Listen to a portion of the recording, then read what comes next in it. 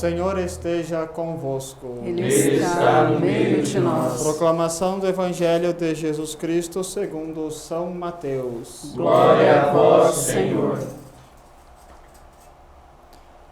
Naquele tempo, disse Jesus aos seus discípulos: Felizes sois vós, porque vossos olhos veem e vossos ouvidos ouvem.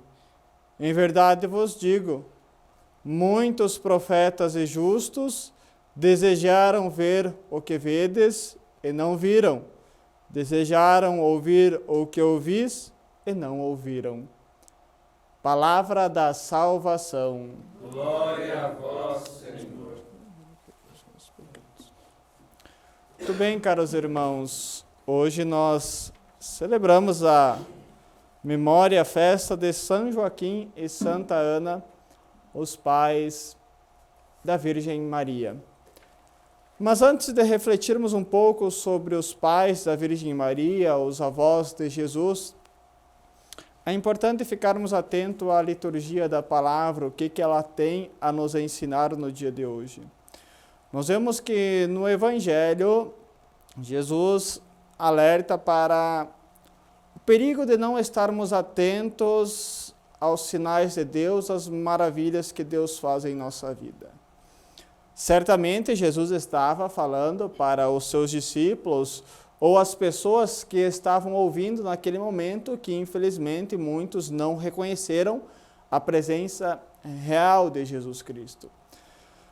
Mas, caros irmãos, esse Evangelho também nos toca, porque também hoje Deus, de muitas formas e modos, se manifesta em nossa vida.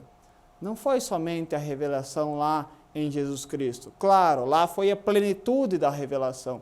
Deus se revelou por inteiro. Mas hoje, através de pessoas, através da natureza, Deus continua se revelando a nós. E é interessante que nós temos muitas oportunidades. Talvez essa frase do Evangelho também sirva para nós. Muitos justos desejaram ver o que nós vemos e ouvir o que nós ouvimos. Talvez se outras pessoas tivessem a oportunidade que nós temos de nos aprofundar nas Escrituras, de participar, mesmo que de forma espiritualmente, dos santos mistérios, talvez teriam crescido muito mais na santidade, muito mais na presença de Deus. Talvez seja oportuno nós refletirmos também o que estamos fazendo com nossas oportunidades que Deus dá para nós. Muitas pessoas são muito pessimistas e acabam enxergando só os problemas de suas vidas. Não acabam percebendo todas as maravilhas que Deus realiza em nossa vida, todos os sinais que Deus realiza. Muitos olham para algumas pessoas que têm um espírito mais contente e percebem aquelas pessoas sorrindo e olham para aquelas pessoas pensando que essas pessoas não têm problemas, não têm dificuldades. Talvez os problemas e as dificuldades dessas pessoas sejam muito maiores que os nossos. A questão é que tem duas formas de encarar os problemas que aparecem em nossa vida. Uma primeira forma é olharmos para os problemas de forma pessimista, como se tudo tivesse acabado e cairmos no relaxamento, no desleixo da vida e não termos forças mais para a nossa caminhada. Outra forma de percebermos os problemas da vida é olhar para eles como oportunidade para crescermos, oportunidade para revermos nossa vida e oportunidade para ainda mais crescermos em nossa vida espiritual e humana. Vamos aproveitar as oportunidades que Deus nos concede, para que também nós não sejamos cobrados por Deus de tantas oportunidades que Deus coloca em nossa vida. E vejam que os pais de Maria também tiveram problemas. Assim nos conta os textos não canônicos, ou como nós chamamos os livros apócrifos, esses narram que São Joaquim e Santa Ana eram estéreis e que não conseguiam então ter filhos. E lembramos que filhos para o povo judeu eram presente de Deus, era uma graça, e quem não tinha filhos era considerado até por vezes maldito. Mas eles não ficaram presos a esse problema, pelo contrário, colocaram tudo isso em oração e assim obtiveram a graça então de conceber e de gerar uma filha que foi a Virgem Maria.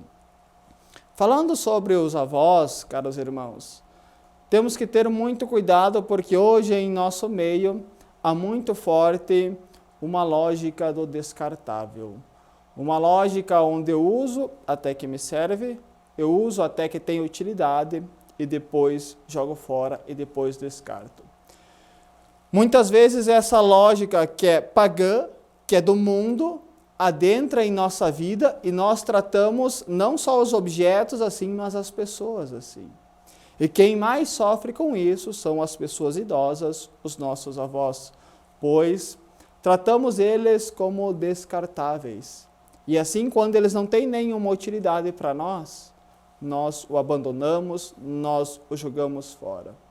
Caros irmãos, maior amor tem aquele que dá a vida por seus amigos, disse Jesus.